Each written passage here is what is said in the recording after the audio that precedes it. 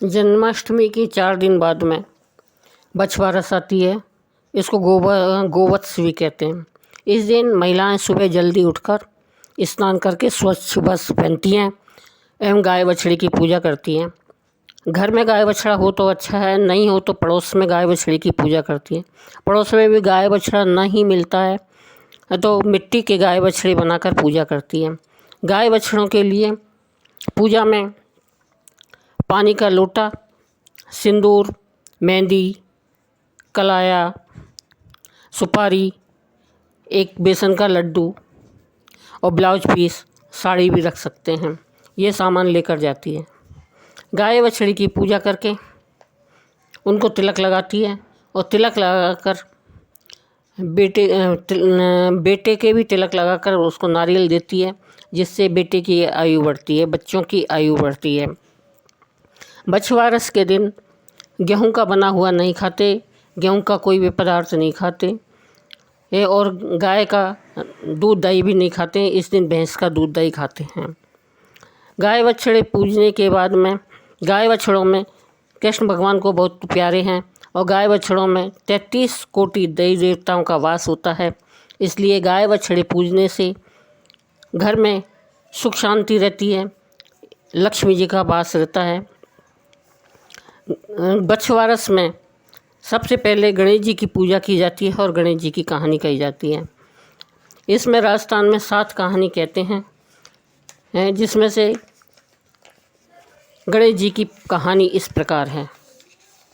एक बार विष्णु भगवान और लक्ष्मी जी की शादी होने लगी और सारे देवी देवता तो लक्ष्मी जी की और विष्णु भगवान की बारात में जाने के लिए तैयार हो गए और सब बोलने लगे गणेश जी को नहीं ले जाएंगे, वो तो बहुत सारा खाते हैं, धुन धुंधाड़े हैं, सुन सुंदाड़ा है, उखल से पाँव है, छाजड़े से कान है, मोटा मस्तक वाले हैं, इनको साथ ले जाकर क्या करेंगे, यहीं रखवाली पर छोड़ जाते हैं। और सब बारात में चले गए। अब नारद जी ने गणेश जी को भड़का दिया कि आपका बड़ा अपमान किया है, बारात वो बुरी लगती, इस कारण आपको नहीं ले गए। अब तो गणेश जी को क्रोध आया और उन्होंने चूहों को आज्ञा दे दी कि सारी ज़मीन को खोद कर थोती कर दो। और ज़मीन थोती होने से भगवान के रथ के पहिए धंस गए। सब बड़े जोर लगाने लगे लेकिन पहिए वापस नहीं निकले। खाती को बुलाया, खाती आया, उसने पहिए के हाथ लगाकर बोला जय गजानन जी और रथ निकल गया। सब पूछने लगे कि गणेश जी को क्यों याद किया। खाती बोला गणेश जी को सुमरे बिना तो कोई काम सिद्ध नहीं होता। अब सोचने लगे कि हम तो गणेश जी को छोड़ आए। एक जने को भेजकर गणेश जी को बुलवाया। पहले गणेश जी की रिद्धि सिद्धि से विवाह करवाया, फिर विष्णु भगवान ने लक्ष्मी जी के साथ विवाह किया। हे विष्णु गणेश जी महाराज, जैसे भगवान का काम सिद्ध किया वैसे सबका करना। बोलो गणेश जी महाराज की जय। अब इसमें हम धनिया मनिया की कहानी सुनते हैं। सास बहू थी। अब सासू गाय चराने वन में जाना चाहती थी तो बहू को कह गई कि आज बछवारस है, मैं वन में जा रही हूँ, तू धानुला पानुला को उबाल कर और तैयार रखना। अब धानुला पानुला बछड़ों का नाम था। बहू विचार में पड़ गई कि बछड़ों को कैसे मैं काट कर उबालूँ। सास तो कह गई बछड़ों को उबाल कर तैयार रखना। अब सास के कहे अनुसार धानुला पानुला को काट कर और उबालने रख दिया। वन से सासू आई और बहू से बोली बहू बछड़ों को छोड़ा, आज बछवारस है, पहले गाय की पूजा कर ले। मैं बहू डर के मारे हाथ मसलने लगी, भगवान से प्रार्थना करने लगी कि हे भगवान मेरी लाज रखना। भगवान को उसके भोलेपन पर दया आ गई। हांडी में से भाप निकल रही थी, उसे फोड़कर बछड़ा बाहर आ गया।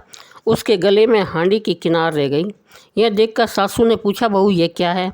बहू बोली सासू जी आपने मुझे बोला, मैंने बछड़े को वो बछड़ा समझकर काट कर उबालने रख दिया, पर भगवान ने मेरा सत रखा और इनको वापस जीवित कर दिया।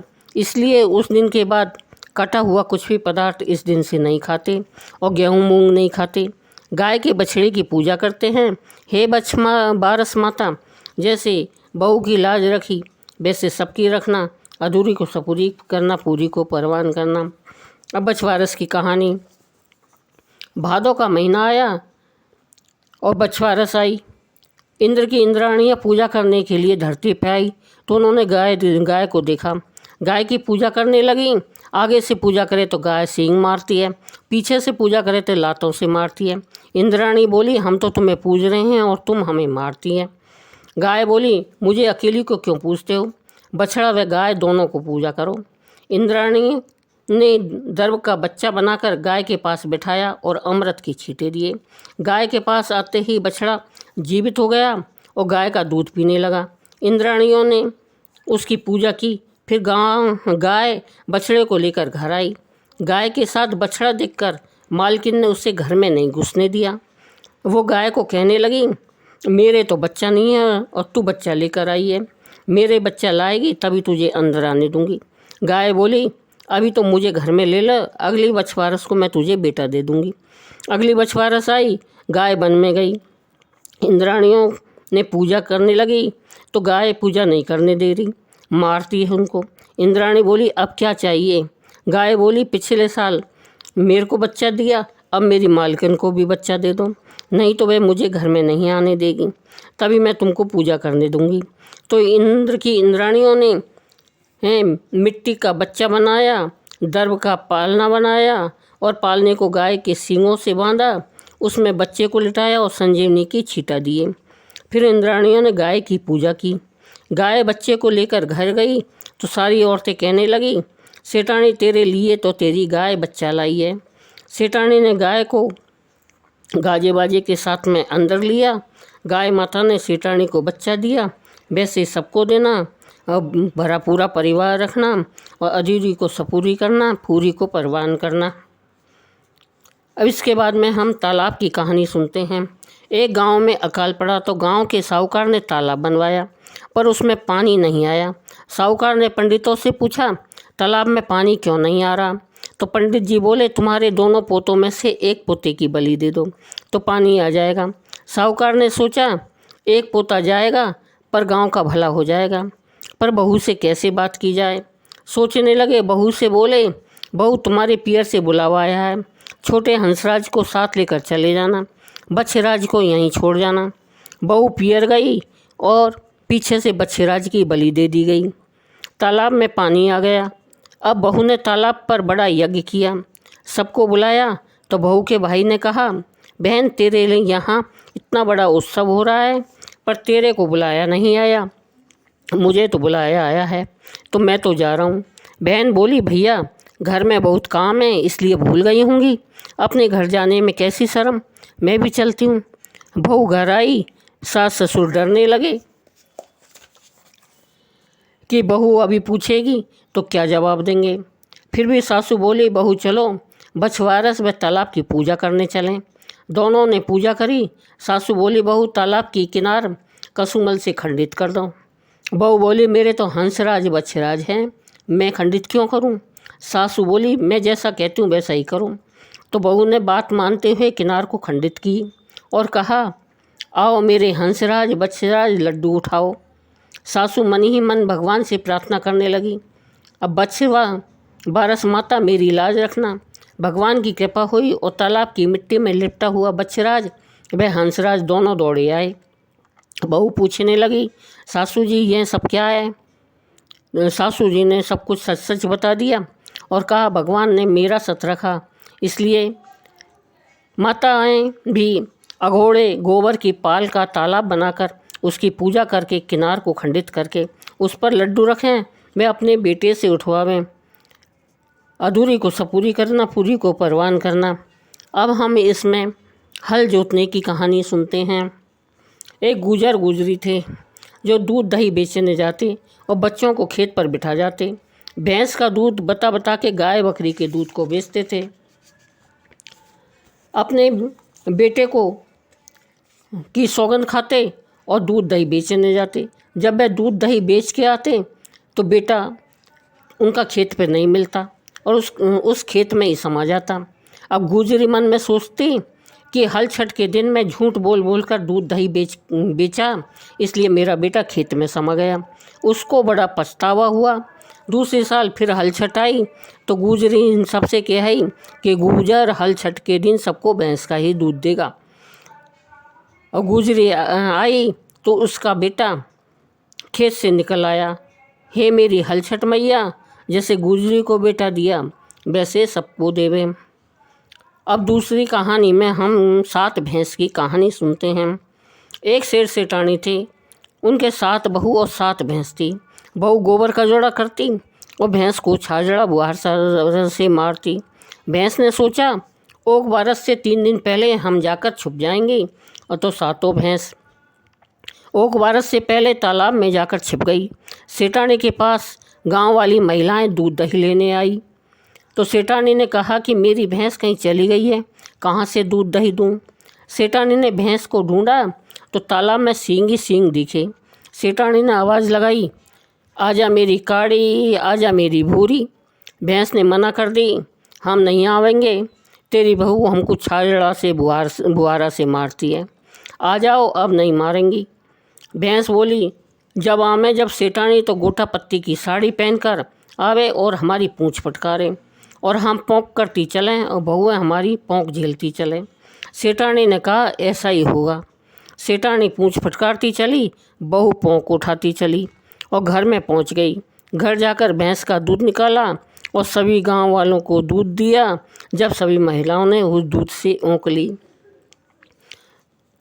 अब भील बिलनी की कहानी। एक भील और भीलनी थे जो सवा सूतवा जाते थे। उनके गजरोटे को पीछे से इंदर की परी खा जाती। इंदर की परी ने कहा, हमने तुम्हारे गजरोट खाए हैं, तुम चाहो जो ही मांग लो, तुम्हें देंगे। भीलनी ने कहा, मुझे आपका अंग का चीर चाहिए।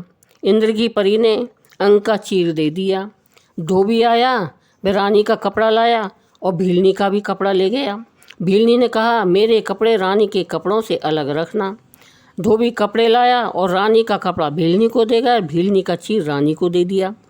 भीलनी बोली, धोबी का मेरा चीर तूने रानी को दे दिया, रानी का चीर मुझे दे दिया, इस चीर से तो मेरे अंग में खुजली हो रही है। रानी का चीर तो देश का होएगा, विदेश का होगा, मेरा चीर तो इंद्र की परी का है। धोबी ने रानी के पास गया, बोला, आपके पास जो चीर है वह भीलनी का है।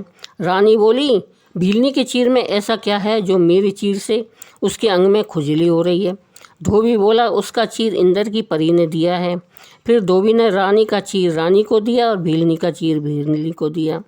अब हर छठ में गाज मैया की कहानी सुनते हैं। एक डोकरी थी जिसके बेटा नहीं था। उसने गाज मैया से कहा, मैया मैं तेरे 1.25 मन का रोट चढ़ाऊँगी, मुझे बेटा दे दे। उसके एक नहीं 7 बेटे हुए।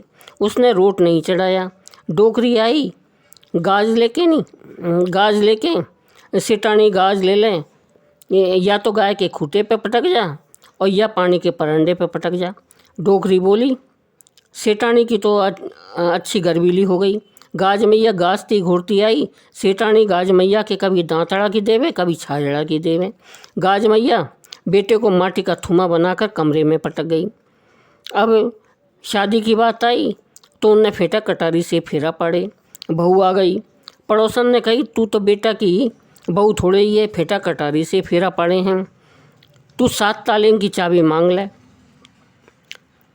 6 ताले खोले, कोई में कुर्ता टोपी मिले, कोई में चक्रा भौरी मिले, 7वें ताले में माटी का थूमा मिला।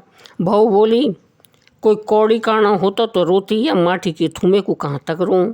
माटी का थूमा लेके चल दी। रास्ते में पीपल के पेड़ के नीचे गाज मैया मिली। गाज मैया के पैर दबाकर गाज मैया बोली, सीढ़ी रहियो सपूती रहियो। बहू बोली, कहाँ से सीढ़ी सपूती रहूँ, यह तो माटी का थूमा है। फिर बहू बोली, गाज मैया के जुआं हिरने लगी। गाज मैया के माथे में खड्डा पड़ गया। मैया ने कहा, तेरी सास ने कहा था कि बेटा होने पर 1.25 मन का रोट चढ़ाऊँगी। उसके एक नहीं 7 बेटे हो गए। जब भी उसने 1.25 मन का रोट नहीं चढ़ाया तो मैं गाजती घूरती गई। तेरी सास ने मुझे दांतड़ी बुहारों से मारा, जिससे खड्डा पड़ गया। अब अगर तू 2.5 मन का रोट चढ़ावे तो मैं तेरे पति को सरजीवन कर दूँ। 2.5 मन का बहू ने 2.5 मन का रोट चढ़ाया। गाज मैया ने चिटली अंगड़ी से छींटा देकर थूमा से बेटे को सरजीवन कर दिया। जैसे गाज मैया ने बाकी पति को सरजीवन किया, वैसे सबको करे। बोलो गाज मैया की जय।